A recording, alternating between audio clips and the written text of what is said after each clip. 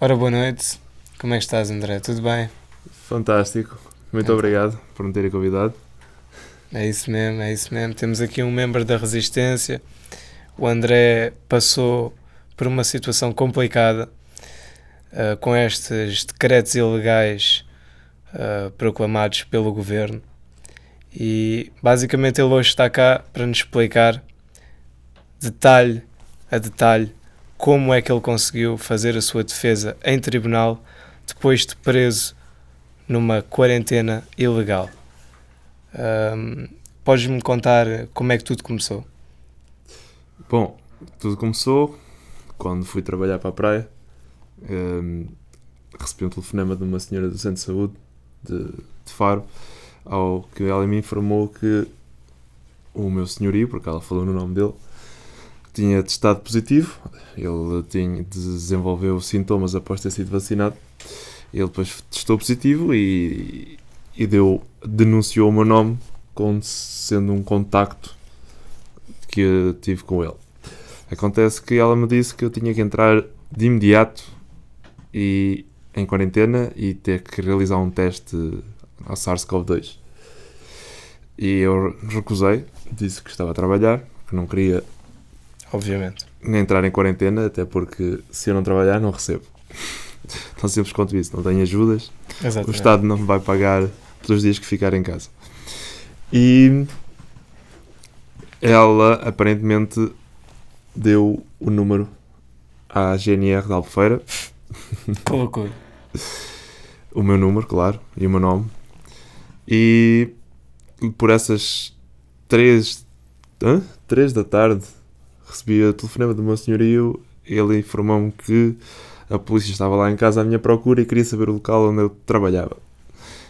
E, e eu já, com um bocado de revolta, disse que a polícia não tinha nada a ver com o meu local de trabalho e que eles não tinham jurisdição para tal. Obviamente. Se eles quisessem, tinham que passar pelo processo judicial para que o juiz lhes desse a minha informação privada, que não lhes compete. E o mandato, não é? O E mandato o de mandato, captura. e o Não é? mandato de captura, E detenção, que é a claro. detenção, que também aqueles que, como vou contar, eles não tinham. E acontece que por essas 5h30 eu já estava a contar que eles mais tarde ou mais cedo iriam ao meu local de trabalho. Sim. Por essas 5h30, quando olhei na minha retaguarda, vejo um monte de polícias. Pelo que eu pude contar assim vagamente, seriam 7, 8, 5 da GNR mais 3 da Polícia Marítima, para me notificarem que eu estava detido por desobediência ao delegado de saúde, aparentemente, e que teria que os acompanhar a bem ou a mal, independentemente de eles estarem a fazer aquele cenário descabido de 8 polícias para me para me deter, e a má reputação e também prejudicar o meu nome, Injúrias, não é? injúrias à minha reputação e ao meu bom nome, que isso também está previsto no artigo 26 da Constituição, que é um direito à boa reputação e ao bom nome. Correto. E foi completamente descabido, porque todas as pessoas da praia me conhecem, direta ou indiretamente, porque Claro. visto uma farda, é normal as pessoas saberem. Claro, é uma vergonha, não é? Quer dizer, mesmo que uma pessoa não tem nada a temer, é ali uma situação que uma pessoa nem quer passar, não é? Nem tem que passar, que isso é o Sim. mais importante. Tu não tinhas que passar por nada disto. Definitivamente que não. Eles apareceram-te com algum mandado de captura, detenção ou condução? Zero. Não, nada. Nada. Simplesmente foi o delegado de saúde que me denunciou como sendo um renegado. Isto foi uma alteração na lei que eles fizeram há relativamente pouco tempo, não é? Sim. Através do Conselho de Ministros, Exatamente. que foi do Decreto-Lei 114A de 2021, em que eles definiram os isolamentos profiláticos, Que podiam ser decretados. que poderiam ser decretados pelo delegado de saúde que sob suspeita de contágio, então poderia obrigar, o confinamento seria obrigatório, mas é como as leis funcionam em pirâmide e no topo da pirâmide está a Constituição, as leis de patamar inferior, da base da pirâmide, têm que estar obrigatoriamente em harmonia com a Constituição para que não sejam ilegais. Exatamente. Ilegais não, ilegítimas. Exatamente. Ok, André. Então, tu foste detido sem nenhuma base legal, sem ser apoiado pela nossa Constituição portuguesa, foste para a esquadra e daí? O que é que aconteceu quando chegaste à esquadra? Algemado? Não, da primeira vez eles não levaram para a esquadra. Da primeira vez eles levaram para casa. Para casa? Para casa. Ok. Eles coagiram-me a ir para casa, também em tom de ameaça, de coação, ameaça, e também cometeram denegação de justiça e um sequestro, como é óbvio. Claro. Vários crimes. Vários crimes. E levaram-me a casa e ao chegar a casa disseram-me: se você sair de casa, é detido. Pronto. E ao que eu lhes disse, eu não vou acatar com essas ordens, porque essas ordens são ilegítimas. Obviamente. Entrei em casa, mudei de roupa, tirei a roupa de nadador Salvador, mudei de roupa e lembrei-me: olha, o meu carro está na praia, não é um bom sítio para lá deixar o carro durante a noite. Exato. Posso ter surpresas no dia de manhã, melhor ir buscar o carro. Uma hora após ter chegado a casa, saí para ir buscar o carro. Ao sair para ir buscar o carro, acontece que, por sorte ou azar, 2 agentes vieram-me entregar a casa o papel de constituição de arguido para posteriormente ser notificado para me apresentar em tribunal. E eu não estava em casa, ao que eles imediatamente contactaram por rádio para as patrulhas da cidade para me tentarem interceptar. Incrível. Portanto, mobilizaram recursos para deter uma pessoa que não cometeu crime algum. Incrível. E acontece que eu vi um carro da GNR a passar por mim e automaticamente já soube que eles queriam depois falar comigo e comecei a gravar com o telefone. E o que eu gravei com o telefone, dá para ver naquele vídeo em que eles dizem: você não é suposto estar aqui, era suposto estar em quarentena, ou você vai para casa ou é detido. E o que eu recusei novamente a aceitar, acatar com essas ordens. Claro. E disse: eu não, para casa não vou, portanto vão ter que me deter. Claro. E ao que foi, então ele disse: então você está detido. Fui algemado, dessa vez fui algemado mesmo, e fui levado para o posto da GNR. Mais uma vez, sem qualquer tipo de mandato de juiz. Sim, simplesmente porque eles usaram a ordem, crime de desobediência como um pretexto para tal. Para constituir arguido de um processo. Certo. Para lhes dar legitimidade, Para fazer atenção. Claro. Para fazer atenção. Claro. Ridículo. E quando estive no posto da GNR e só estive 1 hora e pouco a aguardar eles a preencherem os papéis, e após isso fui libertado e por aí ficou nesse dia. Depois voltei até sair para ir buscar o carro de novo, e aí já não havia problema porque eles deixaram-me sair a pé desta vez sem mais nada, e fui buscar o carro, sim. E desde então, desde esse dia, não tive mais problemas com a GNR.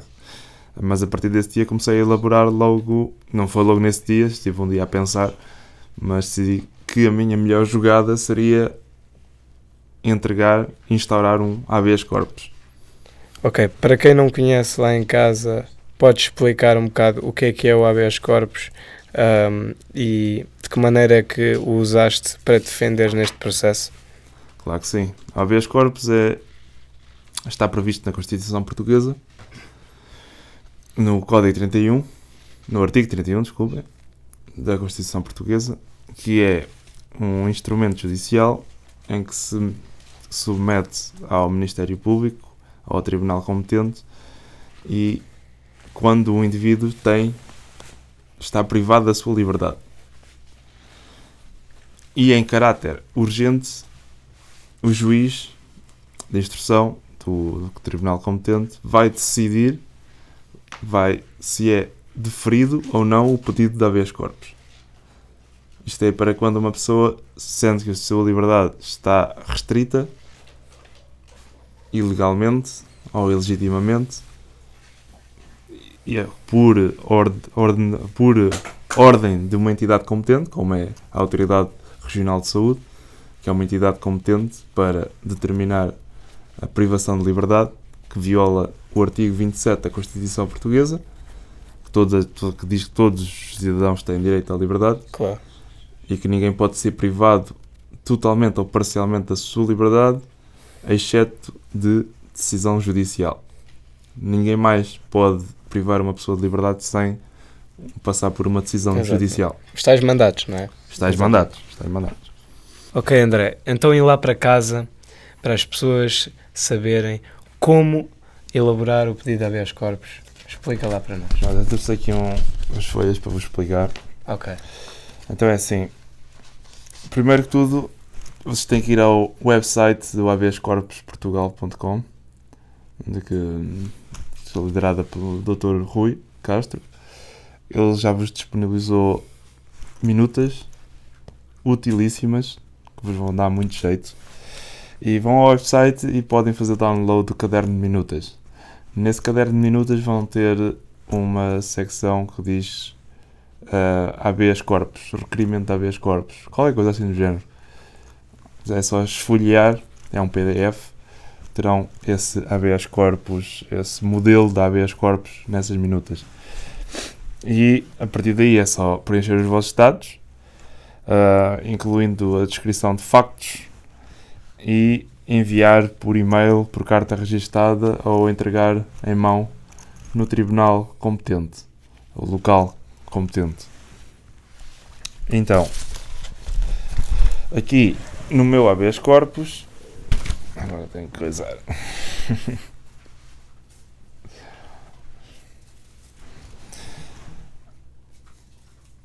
No habeas corpus que eu fiz, diz que escrevi nos factos que o requerente foi detido ilegalmente no seu local de trabalho quando se recusou a entrada imediata em quarentena e realizar um teste ao SARS-CoV-2, por mera denúncia de um caso positivo que afirma ter estado em contacto com o requerente. O requerente encontra-se perfeitamente saudável, sem sintomas, não existindo provas por parte do delegado de saúde que o requerente está infectado com SARS-CoV-2. Ou seja, aqui já estava a criar uma demanda de prova porque é que o delegado de saúde consegue ter tanta certeza e legitimidade em colocar-me em quarentena se ele nem sequer tem provas que eu estou infectado. Qual é a justificação? Qual é a justificação? É? Também disse que ao requerente nunca lhe foi entregue pelo delegado de saúde nenhum documento. Também disse que o requerente encontra-se privado de trabalhar, em violação do direito ao trabalho, no artigo 58 da Constituição, estando o requerente sem apoio financeiro e em situação precária que compromete a sua sobrevivência. E outra coisa importante, que também incluí no habeas corpus, foi uma jurisprudência do Tribunal da Relação de Lisboa, que num caso semelhante, que foi basicamente um casal de alemães que estava nos Açores e que foi... Sim. E acho que foi também assim bem... Ou eles testaram positivo, ou tiveram também em contacto com um caso positivo. Tiveram de fazer quarentena, não é? Sim, tiveram de fazer quarentena e eles também se submeteram a habeas corpus. E basicamente o tribunal determinou que as quarentenas eram ilegítimas e os testes PCR não eram fiáveis. 97% de falsos positivos acima de X ciclos de amplificação, não é? E também a condenação da Autoridade Regional de Saúde dos Açores. Sim. Muitos falsos positivos. Incluindo o Presidente da Tanzânia, que enviou amostras de papaya, cabra, óleo de carro. Exato. Foi. E veio as papaias a dar positivo, a carne de cabra a dar positivo, Tudo. o óleo do carro que vem determinado, eles nem sabiam o que aquilo era, bem. Tínhamos que isolar as papaias todas do mundo. Exatamente. Acho que é melhor deixar de comer papaias. Exato. Tenham medo das papaias. E pronto, depois o habeas corpus descreve que o direito à liberdade, eu modifiquei também aqui algumas expressões usadas para não entrar muito na linguagem de comércio. O de liberdade é um dos direitos humanos fundamentais e inalienáveis, considerando-se desde logo consagrado no artigo 27, número 1 da Constituição. A nível internacional também existe um monte de artigos, incluindo das Nações Unidas, que Portugal faz parte, Claro. em que prevê estes mesmos direitos. Usaste isso aqui? Como? Transcreveste algum destes artigos aí para o teu habeas corpus ou não? A nível internacional? Sim. Sim, claro. Ok. Disse que não só se encontrava na Constituição, mas também se encontra a nível internacional, como na Declaração Universal dos Direitos Humanos. Exatamente. Vai ficar em anexo, só para vocês saberem, este documento que ele está a ler vai ficar em anexo para todos vocês. Ok, podes dizer aí mais factos que usaste na tua defesa? Disse também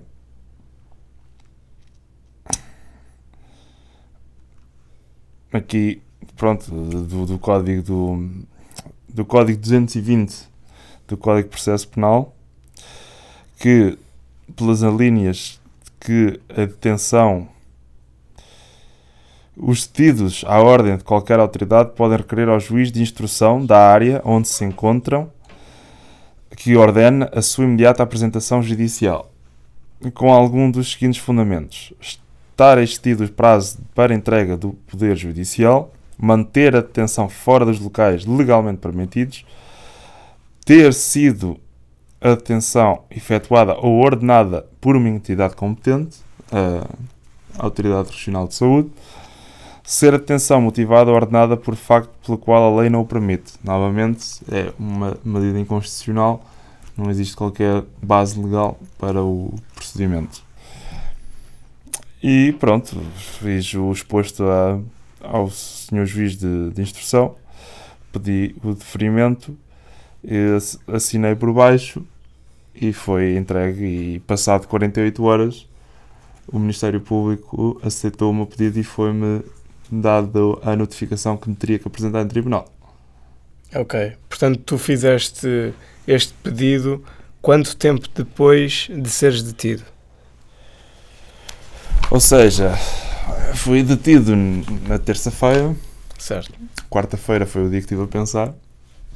Quinta-feira, quinta-feira foi quando decidi fazer o habeas corpus e fui então entregar o habeas corpus ao Ministério Público do Tribunal competente. E há uma coisa engraçada em Portugal, que os serviços do Estado parece que são assim meio... dizem que não é, quando é. Ou seja, eles disseram que não era ali, que tinha que ser com o Ministério Público. Mas eu olhei para a placa e dizia lá Ministério Público. Não, mas você precisa de um advogado, o que é mentira. É mentira. Vocês não precisam de um advogado. Para este processo, vocês não precisam de um advogado, não há custas. As custas é zero. E qualquer cidadão nos seus direitos políticos pode exercer este requerimento. Sim. Portanto, foi uma mentira que o funcionário administrativo do Estado me disse. E só na sexta-feira, então, é que submeti o pedido. Depois teve o fim de semana, sábado e domingo, como é óbvio. Não ia dar procedimento. Então, só na segunda-feira é que eu recebi a notificação que terça-feira teria que me apresentar no tribunal. Ok. Sabendo então agora como te inspiraste para compor isso, e tendo até, como já disse, em anexo aqui neste vídeo o documento, para as pessoas lá em casa conseguirem ver como é que é, agora que já sabemos onde o ir buscar, como o elaborar e onde o entregar, e lá está, o André disse muito bem, não precisam de advogado, portanto é algo que podem fazer por vocês. Vamos então saber o que é que aconteceu no tribunal. Bom, no tribunal, à minha chegada, por acaso, fui saludado por 2 pessoas que aparentemente já tinham visto a minha situação e me deram a boa sorte e os parabéns. Entrei na sala de audiência, eles disponibilizaram um advogado, o próprio Estado disponibilizou um advogado, mas sem eu pedir nada. Aparentemente eles dizem que é obrigatório num caso de habeas corpus.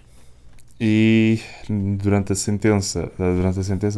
audição, o juiz apenas me perguntou qual era a minha versão dos factos. Eu expliquei a minha versão dos factos e eles também chamaram o delegado de saúde, o próprio delegado de saúde, que me denunciou às autoridades para explicar a sua versão. E foi aí que o delegado de saúde começou a meter um bocado as mãos pelos pés e os pés pelas mãos e começou a descarrilar para o lado dele, porque o juiz lhe perguntou: então o doutor delegado de saúde, em que base legal justifica este confinamento obrigatório? E novamente o juiz voltou, sob a resposta do delegado de saúde, o juiz voltou a contestar: mas você sabe que atualmente Portugal já não se encontra no estado de emergência, já estamos num estado de contingência, já não se aplica aqueles decretos do Conselho de Ministros, já não se aplicam exatamente igual, da mesma maneira quando se aplicavam do estado de emergência. O estado de emergência possibilita há restrições de algumas liberdades, alguns direitos, não todos, atenção, não todos. E também perguntou ao delegado de saúde se me tinha entregue algum documento que eu escrevi no habeas corpus, que nunca me tinha sido entregue nenhum documento, que eles têm que servir um documento para ser notificado de como vou proceder à minha quarentena, como tenho que proceder à minha quarentena, porque eu não tinha nada. Basicamente foi por mera via de contacto telefónico. Exato. E também perguntou, depois o delegado de saúde disse que enviou um SMS com um código, com um endereço online, com um código para eu fazer um login. Sim. Mas só enviou esse SMS no dia da audição. Ou seja, eu estive uma semana sem nada, sem saber de nada, ou seja, simplesmente a única coisa que, se eu fosse respeitar aquilo que tinha dito, estava em casa sem saber de nada, quando é que ia acabar, como é que tinha que fazer as coisas, nada, não sabia de nada. E só depois de uma semana, como foi o dia da audição, porque ele certamente foi chamado nesse dia, ou no dia anterior, só aí é que eles enviaram o código para fazer o login no website deles, do Ministério de Saúde, para ver então as condições de quarentena. Portanto, tantas imposições e todas inconstitucionais. Absolutamente. Ok. Então, depois do delegado de saúde levar com o juiz em cima, não é? Quais são os argumentos que o delegado de saúde deu para tentar justificar tal detenção tão ilegal?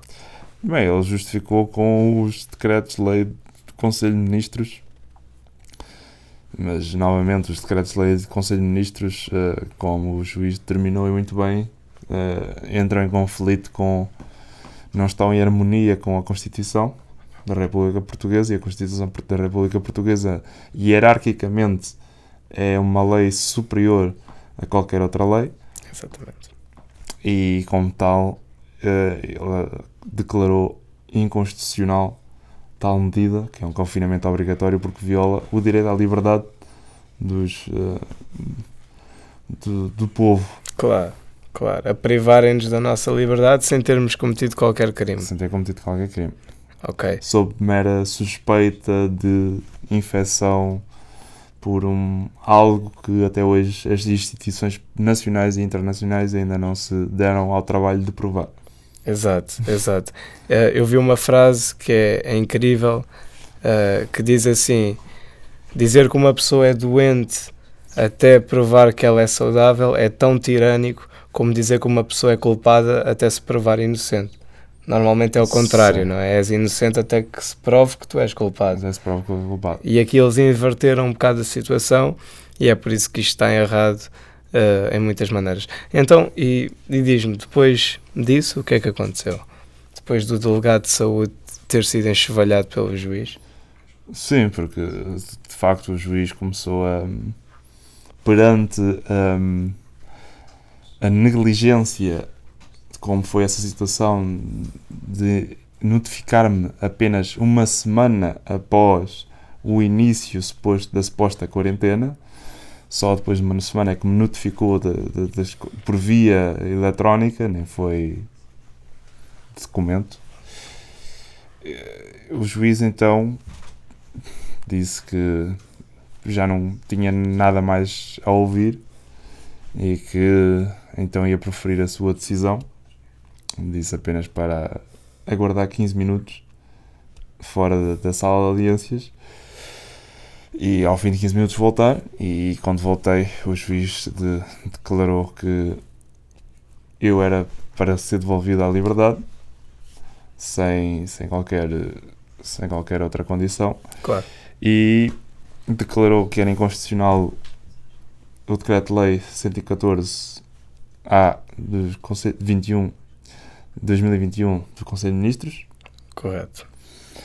E também colocou uma responsabilidade criminal a qualquer pessoa, seja agente de autoridade, seja a autoridade de saúde, seja delegado de saúde, que me compelissem a permanecer em quarentena a partir daquele momento.